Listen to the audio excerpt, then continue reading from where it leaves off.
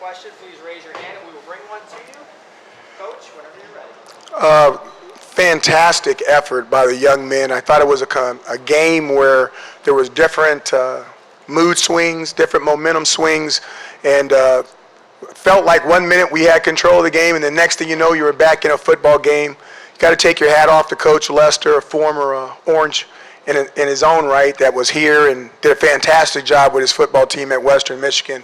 I wouldn't be surprised if that team was right in the middle of the MAC run for a MAC championship. They're really, really good.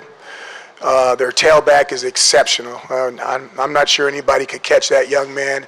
And then what kind of game would it have been if they had another young man that got hurt, number 7, that was playing both ways, offensively and defensively.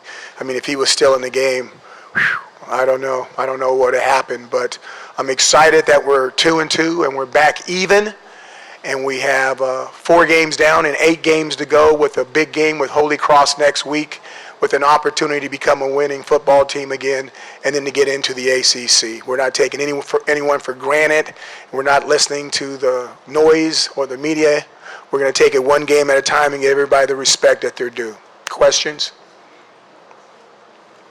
Nico in the back. Can you hear me? Yeah, I can hear you. You're welcome, Nico. You know that point where they cut it to a 1-possession game, your defense stepped up with 2 fourth-down stops, really consecutive drives. I mean, in that moment, what does that say about the defense, and can that be almost like a turning point of sorts? It really was. I thought for them to have an opportunity to go out there, and we treat fourth-down stops like a turnover. So when you're doing the stats, that's 5 turnovers. So that was a really big deal, and for them to run the ball, and that's a running football team. And they got some older class offensive linemen there in there toughening it out in the inside out. And I thought the one stop was just unbelievable. Where they gave them the first down, the officials gave them the first down, and it sure didn't look like it was short to me. I was trying to express myself and with proper language to motivate them. And I was about to challenge it, but they got buzzed. And for us to come back and still stop on that series, I thought was a really, really big part of the game. Really proud of the defense, and then really proud of the offense, too, to kind of come out of their shell and put some points on the board against any defense in college football. But, I got to tell you now, I'm a little disappointed in the turnovers. I thought some of those turnovers were unforced, and we've got to do a better job than that if we're going to be the kind of football team that we want to be. Mark in the back row. Coach, kind of piggybacking on Nico's question, just about finishing the game and how important that is, not only defensively but offensively, because you scored after that turnover, kind of finish the game off. Talk about the importance of that for your team. Well, we talk about finishing all the time, and good football teams talk about stuff like that. And, it's like a boxing match. You put 2 guys are in there, and they're breaking up a lather, and they're both hitting each other and taking shots like a good Rocky 1, Rocky 2 type movie.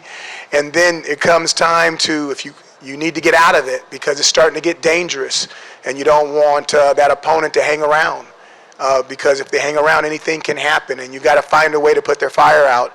And some guys, it's easier to put out some guys' fires than it is others, and that's a good football team. And they had a lot of fight considering that they had some really good players down. Eric, coach, on your right. Coach, big day for Aaron Hackett, obviously. After starting his career as more of a blocking goal line tight end, what's it been like seeing him transition to more of a receiving role for you guys? I'm sorry, I apologize. Tight ends have to block, okay? If they don't block, they're going to have a hard time playing. And don't get me wrong, I've had a tight end become a third-team All-American with 68 catches, but he blocked. And the whole key to tight ends getting an opportunity to catch passes and to catch touchdown passes is to be one of those guys that when they go in the game, they know they can do both. Anybody that's one-dimensional, it's hard to get that person the ball. If a running back comes in the game and he never pass pros and he never runs route and they know they're going to hand him the ball, he better be really, really good for us to do that. And it's hard to find somebody that special. But if you're multi-dimensional and you have more assets to you, you can run, you can block, you can catch, you can do a lot of things, you can throw passes, then it's a lot easier to get you on the field. Hackett is a very good blocking tight end, and he's always been a good receiving tight end, but you need to block first and catch second, and we're excited for him. And we've got some other tight ends that we think are good, and we think we've got some guys that are committed that we think are really good.